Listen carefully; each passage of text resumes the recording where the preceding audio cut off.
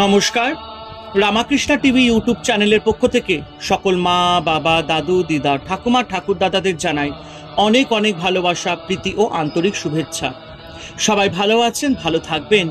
আমি আবারও চলে এসেছি শ্রী শ্রী রামকৃষ্ণ মিশনের স্বামী লোকেশ্বরানন্দ মহারাজজির সম্পাদিত শতরূপে সারদা সম্পর্কে আলোচনা করতে। আজকে আমরা আলোচনা করব শ্রীমা শ্রীরামকৃষ্ণের 10 জন সন্ন্যাসী শিষ্যের দৃষ্টিতে পঞ্চম ভাগ স্বামী অভেদানন্দ মহারাজজির সম্পর্কে। শ্রী শ্রী ঠাকুর যখন কাশীপুরে সেই সময় স্বামী অভেদানন্দ স্বামীজি এবং আর দুই গুরুভ্রাতার সঙ্গে কণ্ঠ মিলিয়ে শ্রী মায়ের নিকট কিভাবে ভিক্ষা প্রার্থনা করেছিলেন সেই বিষয় প্রবন্ধের সূচনায় বলা হয়েছে। শ্রী মায়ের মধ্যে সেদিন তিনি দেবী অন্নপূর্ণাকে দেখেছিলেন। শ্রী শ্রী ঠাকুরের তিরোধানের অল্প কয়েকদিন পরে শ্রীমা বৃন্দাবন যাত্রা করেছিলেন। এই তীর্থযাত্রায় শ্রী মায়ের সঙ্গে ছিলেন শ্রী শ্রী ঠাকুরের 3 সন্ন্যাসী সন্তান, স্বামী যোগানন্দ, স্বামী অভেদানন্দ এবং স্বামী অদ্ভুতানন্দ। এছাড়া ছিলেন শ্রী শ্রী ঠাকুর ও শ্রী মায়ের কয়েকজন স্ত্রী ভক্ত।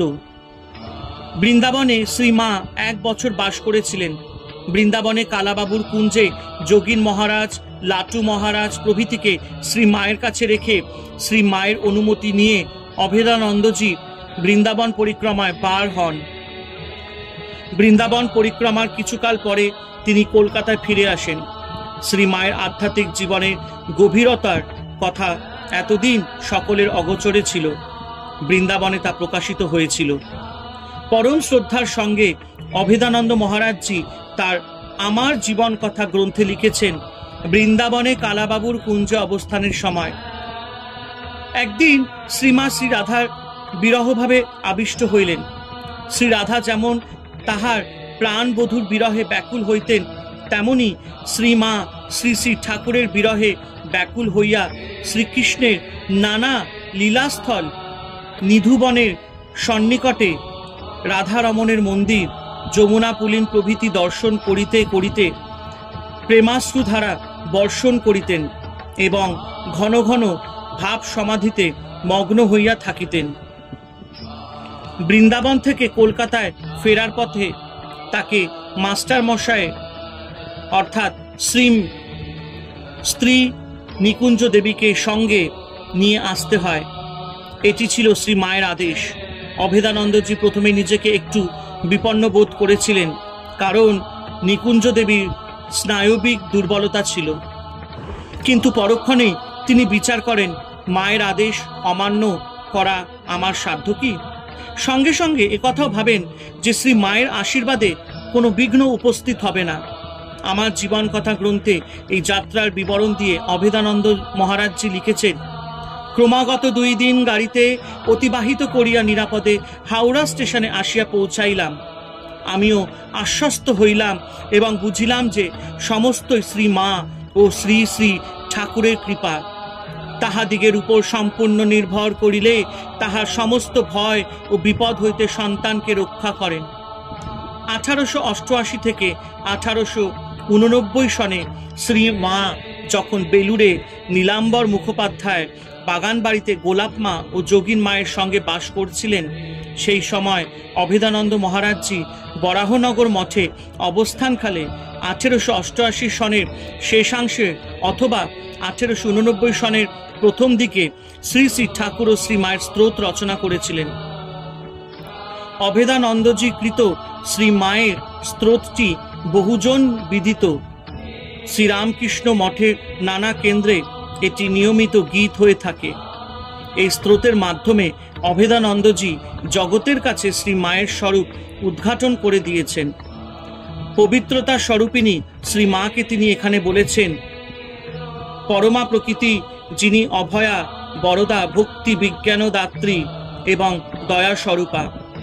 অভেদানন্দজি লিখেছেন, শ্রী মায়ের স্তোত্র রচনা করিয়া আমি ওই সময় শ্রী মাকে শুনিয়াছিলাম এবং শ্রী মা শুনিয়া আনন্দে আশীর্বাদ করিয়া বলিয়াছিলেন, তোমার সুখে সরস্বতী বসুক।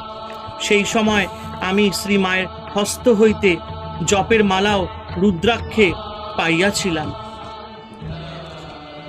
শ্রী শ্রী ঠাকুর এবং শ্রী মায়ের আশীর্বাদে তিনি তার জীবনের শ্রেষ্ঠ পাথেয় রূপে জানতেন। আর শ্রীমা যে সাক্ষাৎ জগদম্বা এবং শ্রী শ্রী ঠাকুর ও শ্রীমা যে অভেদ, এই বোধে তিনি ছিলেন প্রতিষ্ঠিত। ভক্তের নিকট একটি উপদেশে অভেদানন্দজি বলছেন, যেভাবেই সাধন করো না কেন, মা দ্বার খুলে না দিলে উপায় নেই। অবশ্য ঠাকুরকে ধরলেই মাকেও ধরা হয়, যেমন শিব আর শক্তি অভেদ। শ্রী রামকৃষ্ণের মতো শ্রী মাও তার কাছে ছিলেন অবতার, আবার নিজের মা। এই প্রসঙ্গে তিনি বলেছিলেন, শ্রী শ্রী মায়ের বার্ধক্যের ফটো অনেক আছে, আমি তো বারণ করেছি, তা না ছাপানোই ভালো। অবতারের বার্ধক্য দেখাতে নেই, তিনি পূর্ণ। ফ্র্যাঙ্ক ডোরাক কেমন তৈলচিত্র এঁকেছে, মায়ের ফটো খুব ভালো হয়েছে, এমনটি আর এদেশে আঁকতে পারবে না। ঠিক ষোড়শী মূর্তি, যেন জ্যোতির্ময়ী হয়ে বসে আছেন।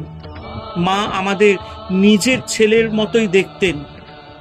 গুরু ভাইরা এক একজন শরীর ছাড়তেন আর মা কেঁদে আকুল হতেন। ঠাকুর আর কি শোকতাপ পেয়েছেন, মাকে অনেক সইতে হয়েছে।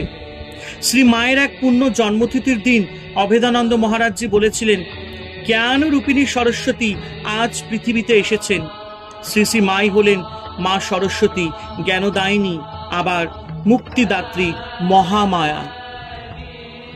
হরে কৃষ্ণ কৃষ্ণ কৃষ্ণ হরে হরে, হরে রাম রাম রাম হরে হরে। জয় শিব শম্ভু, জয় দেবী দুর্গা দুর্গতি নাশিনী, জয় মা কালী।